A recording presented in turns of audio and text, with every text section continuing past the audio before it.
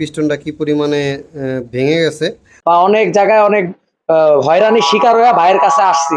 যার ফলে অতিরিক্ত ওভারহিট হয়ে পিস্টনটা এই সাইড দিয়ে কিন্তু ভেঙে যায়। আলহামদুলিল্লাহ অনেক ভালো অবস্থানে আনছে ভাই। কিন্তু আপনার স্লিপটা ভেঙে গেছে। আমি দীর্ঘদিন যাবত অনেক আদা জল খায়া এটাতে কিন্তু মোবিল পাস করতেছিল। এই যেন আরো সিজ করতে পারি কয়েকটা। তাহলে একটা কথা বলে রাখি, বাজারে কিন্তু প্রচুর পরিমাণে ভেজাল প্রোডাক্ট আছে, এদিকে আপনারা লক্ষ্য রাখবেন। আলহামদুলিল্লাহ বাইকের সাউন্ডটা কিন্তু আরো সুন্দর হবে। আসসালামু আলাইকুম রহমতুল্লাহ। বাইকার্স কেমন আছেন? মিন্টু অটো সার্ভিস সেন্টার পক্ষ থেকে আন্তরিক শুভেচ্ছা ও অভিনন্দন। আশা করি সকলেই ভালো আছেন। বাইকার্স এই পালসারটি শনিয়াকড়া থেকে আমাদের সার্ভিস সেন্টারে নিয়ে আসছেন গতকালকে রাত্রেবেলা। তো এক ভাই আসছেন আমাদের চ্যানেলের ব্লগ দেখে। তো অনেক দূর দূরান্ত থেকে অনেকেই আসেন আমাদের এখানে সার্ভিস করার জন্য। তা আশা করি সবাইকে একটা ভালো service Mintu auto service centre দিয়ে আসছে এবং আগামীতেও দিবে।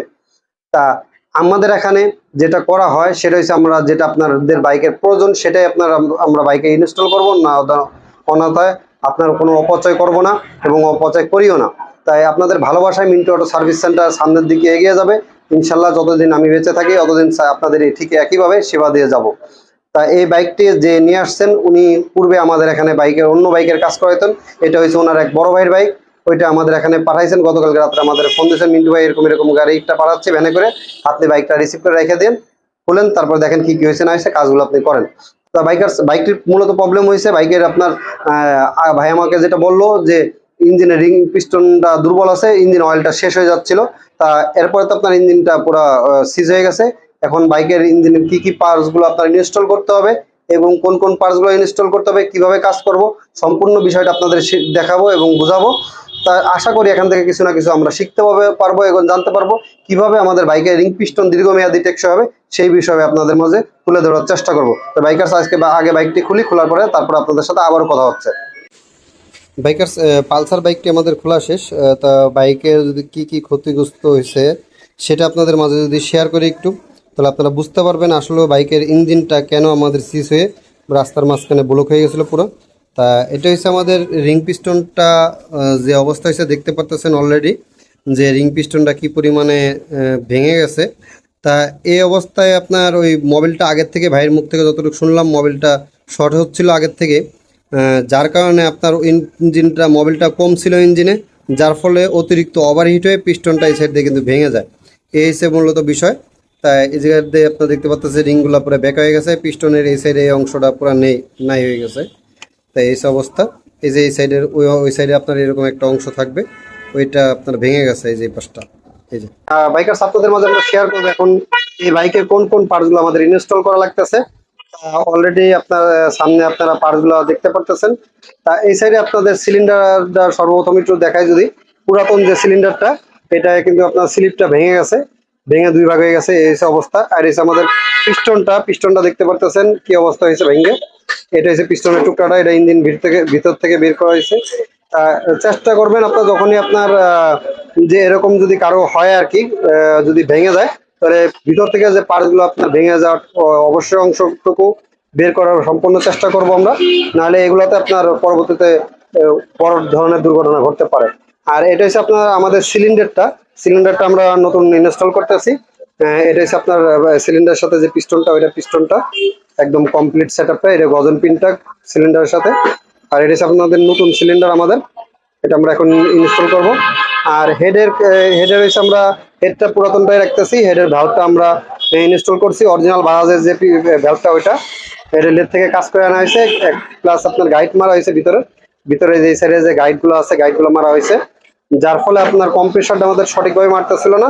বাইকের আপনার এই জায়গাতে কিন্তু মোবিল পাস করতেছিল এই গাইডের কারণে, যার কারণে আপনার মোবিলটা শর্ট হয়ে যাচ্ছিল। আমাদের পিস্টনের উপর গিয়ে মোবিলটা গিয়ে পুরাই ফেলায় ইঞ্জিন অয়েলটা শর্ট করে ফেলে দিয়েছিল। এটা হচ্ছে আমাদের বাইকের রুকারটা আমরা ইনস্টল করতেছি। রুকারটা খুবই অবস্থা খারাপ হয়ে গেছে, যে আমাদের ইঞ্জিন অয়েলটা শর্ট থাকার কারণে রুকারগুলো ড্যামেজ হয়ে গেছে। এটা হচ্ছে আমাদের ইঞ্জিন অয়েল সিল সেটটা। এটা হচ্ছে আপনার টাইমিং চেন, আপনার এক্সস্টার, ওইটা টাইমিং চেন আমাদের। আর এই সাইডে হচ্ছে ট্যাপিট কভার নাটটা, এটা পুরাতন হয়ে গেছে, বেশি ছিল, এই জন্য নতুন নাটটা এটা আমরা ইনস্টল করবো। এটা হচ্ছে আপনার ভ্যালভ সিল, এটা হচ্ছে ক্যাম্প ক্যাপ, এটা হেডের উপরে যে আপনার প্লাস্টিকের একটা ক্যাম্প ক্যাপ থাকে এটা। আর এটা হচ্ছে টাইমিং চেন ঘাটাটা আমরা ইনস্টল করব। আর ক্লাস প্লেটটা ইনস্টল করব। ক্লাস প্লেটটা বাটি যেটা আছে আলহামদুলিল্লাহ ভালো আছে। শুধু ক্লাস প্লেটটা লাগাইলে আমাদের হয়ে যাবে। এই জন্য অরিজিনাল বাজাজের যে প্রোডাক্ট ওটা লাগাবো। তা আরেকটা কথা বলে রাখি, বাজারে কিন্তু প্রচুর পরিমাণে ভেজাল প্রোডাক্ট আছে, এদিকে আপনারা লক্ষ্য রাখবেন। বাইকার্স দেখুন আমাদের রুকারটা খোলা হয়েছে, এটা আমরা নতুনটা ইনস্টল করব। দেখুন ভেঙে কি অবস্থা হয়েছে, অর্ধেক রোলার বার পড়েই গেছে এরকম অবস্থা, আর এই সাইডেরটা পুরোটাই আছে। তা এই হচ্ছে আপনার এই অবস্থায় বাইকটি চলছে, মাঝ রাস্তায় সিজ করছে। তা এখন নতুন রুকার যেটা আছে ওটা আমরা ইনস্টল করতেছি। আর এটা হচ্ছে পিস্টনটা সিজ করার ফলে যে আমাদের গজন পিন আছে পিস্টনের, ওইটা জ্যাম হয়ে গেছিলো, এটার ভিতরে খুবই কষ্ট করে বের করা হয়েছে। পরবর্তীতে এটা গ্যানিং মেশিন দিয়ে সুন্দর করে পুরোটা বোরিং করা হচ্ছে, কারণ এটার জন্য যদি আমরা এইভাবে না করি পুরো ইঞ্জিনটা খোলা লাগবে, তাহলে অনেক ব্যয়বহুল খরচা হবে। এই জন্য গজন পিনটা বারবার সুন্দর করে দেখা হচ্ছে যে আসলে গজন পিনটা ফ্রি হচ্ছে কিনা।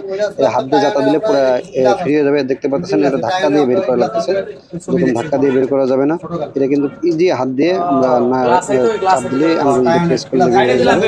তো এটা সুন্দর করে ক্লিন করে আমাদের বাইকটি এখন ফিটিং করা হচ্ছে।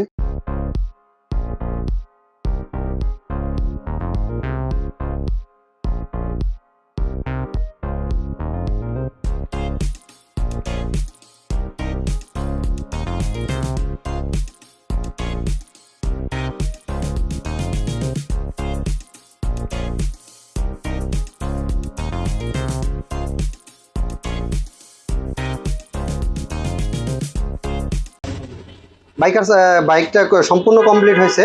তা আলহামদুলিল্লাহ সাউন্ডটা অনেকই ভালো হয়েছে। সাউন্ডটা যদি আপনাদের মাঝে একটু শেয়ার করি আগে, যে বাইকের সাউন্ডটা কতটুকু ভালো হয়েছে।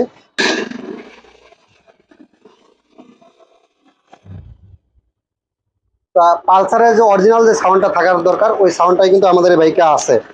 আলহামদুলিল্লাহ বাইকের সাউন্ডটা কিন্তু আরো সুন্দর হবে যখন বাইকটা 500 থেকে 1000 কিলো বাইকটা রাইড করবে, ব্রেকিং পিরিয়ডটা যখন পার হবে আলহামদুলিল্লাহ সাউন্ডটা আরো অনেক সুন্দর হবে, এর থেকে দ্বিগুণ আরো সুন্দর হবে। তা ভাইরা সারাদিন বসে থেকে দেখছে বাইকটি কিভাবে আমি কাজ করি, কিভাবে কোন পার্টসগুলো ইনস্টল করতেছি, আর আপনাদের মাঝে তো অলরেডি শেয়ারই করছি যে কোন কোন পার্টসগুলো এই বাইকে আমরা ইনস্টল করছি। তা ভাই যদি একটু বলতেন যে আপনার এই বাইকের যে কাজ করলাম, পূর্বে আমি এই বাইকটাই ফার্স্ট কাজ করছি, ভাইয়ের আগে রাইড করছে, যেহেতু আমি বাইকটি ভ্যানে করে আমার এখানে আনা হয়েছে, আমি কিন্তু এই বাইকের সম্পর্কে অবগত না যে সাউন্ড কিরকম ছিল আগে। ভাইয়ের মূল্যবান কিছু মতামত জানতে চাবো যে ভাই এখানে আমাদের এখান থেকে কাজ করার পরে ভাইয়ের যা বাইকটা কতটুকু সে স্যাটিসফাই হইলো, এবং বাইকটা আগে কিরকম ছিল এখন বর্তমানে কিরকম সাউন্ড প্লাস আমাদের কাজ সবকিছু মিলাই ভাইয়ের কাছে কিরকম লাগবো, ভাইয়ের মতামতটা একটু জানতে চাবো। যাক আলহামদুলিল্লাহ, আমার বাইকটা আগে অনেক মানে পিস্টন সিজ হওয়ার পরে আমার যে এর আগে যে সাউন্ড ছিল আলহামদুলিল্লাহ অনেক ভালো অবস্থানে আনছে ভাই, অ্যান্ড আমি খুব স্যাটিসফাই। অ্যান্ড সব থেকে বড় ব্যাপারটা হলো ভাইয়ের কাছে অরিজিনাল যে পার্টসগুলো অ্যাভেলেবল।